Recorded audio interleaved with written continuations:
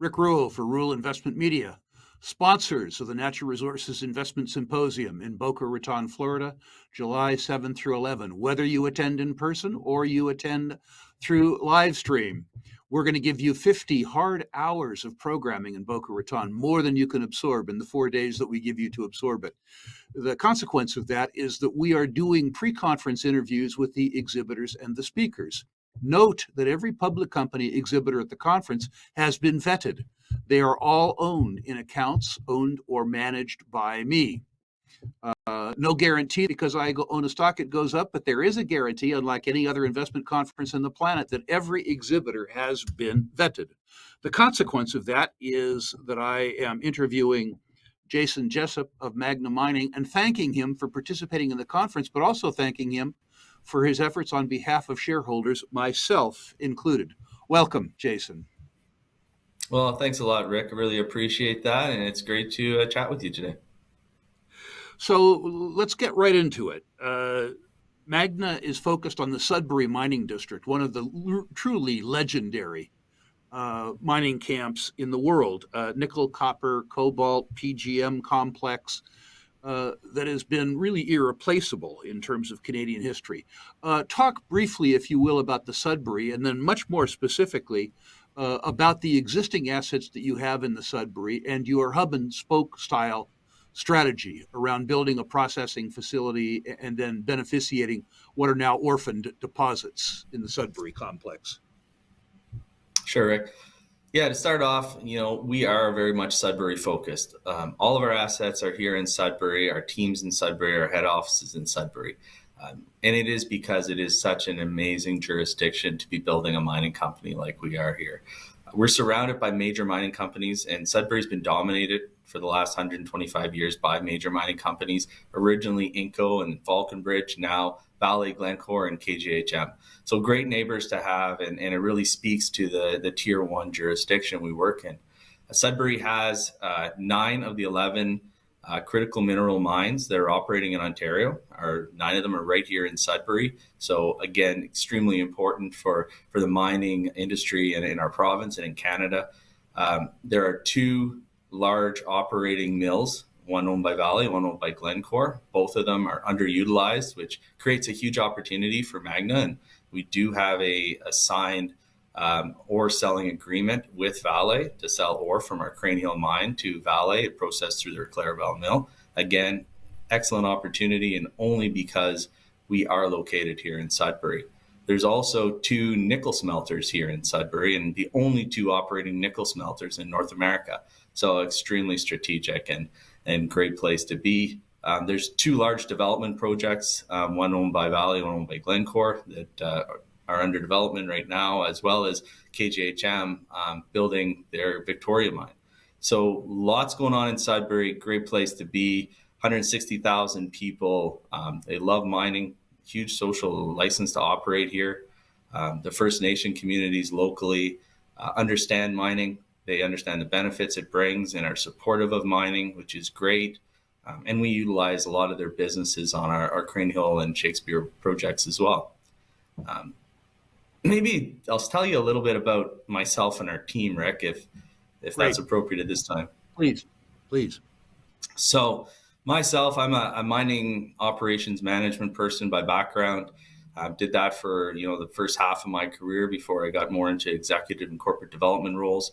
So I really understand how to operate mines. I spent time with Inco here in Sudbury, and then went on to work with a junior company, which some of your listeners may know as FNX Mining. And FNX was a really fun ride for us from the sort of early 2000s up until the acquisition by KGHM, a major Polish mining company, in 2012. And we were able to grow that company a lot, take 5 past producing Inco mines, put 3 of them into production, make 4 large discoveries, and ultimately sold the company for $1.8 billion. So it was a exciting opportunity, and I got to work with some of the best people I've ever worked with in the industry. And the great thing about that is I was able to lure a lot of them to come work with me at Magna. So I founded the company in 2016 and brought in Jeff Huffman, who's our COO, And Jeff and I worked together at FNX Mining very closely in bringing the Levack mine back into production. Jeff, prior to working with Magna, was the president of a large international mining contracting company, so building mines all over North America. So great experience, great person to have on the team. Dave King was our part of the exploration team at FNX, made a lot of these big discoveries that we actually put into production at FNX. And he's our senior vice president of technical services. So it's great to have him, and he works with a lot of our advisors who are also former FNX people. And then we have Paul Fowler, and Paul is, one of my key right-hand people that helps me run the company. Paul has 20 years of experience in capital markets and mining sales, and he's really, looks after all of our legal aspects. He looks after corporate development and marketing, and Paul's been working with us since 2019. So a great team. We have a lot of other great people. I could talk to you for 20 minutes on them, but we think we have the right team that knows Sudbury, know how to build mines, make discoveries here. Putting the FNX in context, I was an original FNX shareholder as they moved into Sudbury. I was also a founding shareholder of Aurora Platinum. Just so the listeners understand, these are two companies that went from starting market caps of $25 or $30 million Canadian to, as you suggest, after the merger, being sold to KGHM for, if my memory serves me well, $1.7 billion or $1.8 billion. What we're talking about is quantum increases in share prices. If people were smart enough to get involved early during periods of downturns in nickel, copper, cobalt, and PGM prices, which one would suggest is what we're experiencing today. So while I thank you for your efforts on behalf of Magma shareholders, I thank you much more sincerely for your efforts on my behalf as an FNX and Aurora shareholder. It was a truly, truly, truly spectacular ride. Tell me something now about the assets that you have. Tell me something about what you have now, not necessarily what you're going to build in the future. We'll get to that. But tell me about the assets that currently constitute Magna. So our two primary properties are Crane Hill and Shakespeare.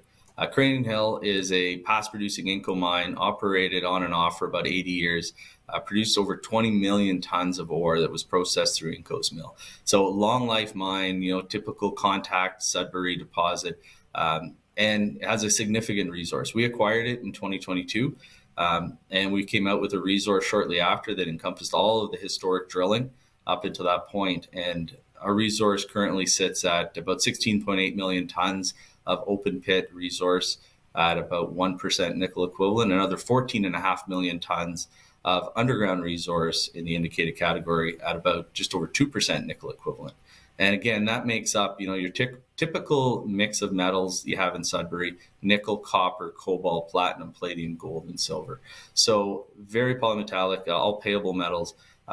But within that huge resource at Crane Hill, there are some very high-grade zones. And we've talked a lot about these in our press releases, and we've done a lot of drilling in 2023. And that drilling isn't included in the resource I just spoke to you about. But our 101, our 109, our 105 footwall zones, these are, exciting areas where we've intersected some very high-grade mineralization outside of the contact area. These are areas that were not a focus for Inco or Vale because they're not the typical contact mineralization. Some of these zones are very high in precious metals. Other ones are sharp-walled, vein-style mineralization. Again, not the typical mineralization that Inco mined, over the last 50, 60 years. So we think there's a lot more potential there to grow, and we're doing a lot of exploration drilling. The great thing about having, high-grade mineralization close to surface and a large high-grade resource where you can actually toll mill is that we have all of the permits needed to do that. So just as of last week, or 2 weeks ago now, we have all of our permits in place, including an approved closure plan, our permit to take water, and of course our Vale agreement, which allows us to move forward and start advanced exploration, test mining, and shipping ore off to the mill. So, very exciting time. And we did all that in 17 months since the acquisition of that project. So lots going on there. And then our second project is our Shakespeare project, which is no slouch either. It's a pretty awesome project located just west of Sudbury Basin proper. It has a large resource brownfield project produced from an open pit, again, processing through Strathcona Mill, which is now owned by Glencore. And it's on care and maintenance at the moment, but it does also have all the major permits in place for a 4,500 ton per day open pit mine, mill, and tailing storage facility. It's located just 30 kilometers from our Crane Hill mine. So having the ability to start with cash flowing, very low capex from Crane Hill, selling ore to Vale, and then the potential optionality in the future to build our own mill and blend both Crane Hill and Shakespeare ore through that, producing our own concentrates. It's a great place to be in a great jurisdiction. And perhaps you could talk to people about the nature of other orphaned assets in the area. The idea that if you consolidate the processing opportunity, that there are other deposits which are probably too small to operate on a standalone basis, but would benefit from your company's expertise and capital. Absolutely, Rick. And that's sort of the same playbook that FNX took back in 2002 when we started that company. And we saw it as well. So our first asset that we had in Magna was Shakespeare. But we had talked about it over and over again that we were looking at other non-core assets that fit with Magna that we can bring back into production that could either be processed through a future mill at Shakespeare or through toll milling. And then we acquired Crane Hill. And in a bit of history on that, we announced that deal in August of 2022. At that time, we had a $20 million market cap. It was tough markets. We raised money to do that deal. We paid $16 million in cash. We raised $20 million in total at 27 cents. By January 2023, we raised $18 million at $1.10. So that just kind of gives you a sense of the magnitude that some of these non-core assets in Sudbury can have for a company like ours. So there's a number of these types of past producing deposits in Sudbury that need a little bit of entrepreneurial spirit, a little bit of creativity. And they're not large enough for the major companies to really move the needle. But for a junior company like Magna, they can make a lot of money. And we are in discussions, let's say. We're in discussions on a few of these types of properties that we think would be a great fit for Magna and our team here in Sudbury. Our attendees also need to understand the nature of countercyclical investing. The nickel price, I think, is unusually depressed, both because of Russian dishoarding. It seems the Russians need cash for some reason, and also because of lateritic nickel production in Indonesia. And the PGM prices, I think, are unusually depressed. This point in time, with simultaneous softness in both nickel and PGMs, reminds me exactly of the time that you built FNX and Aurora was built for the merger. I think the counter-cyclical opportunity in Sudbury around these commodities is truly a spectacular opportunity. Perhaps in the brief amount of time you have left, you could tell our attendees how they can find out more about Magna, who they should talk to, and how they should contact that person. So yeah, anyone interested in learning more about Magna and want to have a conversation or answer some questions, they can reach out directly to me. My email address is jason.jessup@magnamining.com, or Paul Fowler. And again, Paul's great, a great resource. He's been with the company since 2019, and it's paul.fowler@magnamining.com. All our information's on our website. We're also very active on social media. So, X, LinkedIn, co.ca. So you can get a hold of us through those means as well. Paul is always responding to questions through those portals as well. So yeah, we're always available to chat. Jason, thank you both for your efforts on behalf of shareholders, your own and the FNX shareholders, specifically one named Rick Rule. And thank you, too, for your ongoing support and sponsorship of the Natural Resources Investment Symposium. I look forward to hosting you in Boca Raton. Well, thanks a lot, Rick. It's a pleasure. And we're really excited.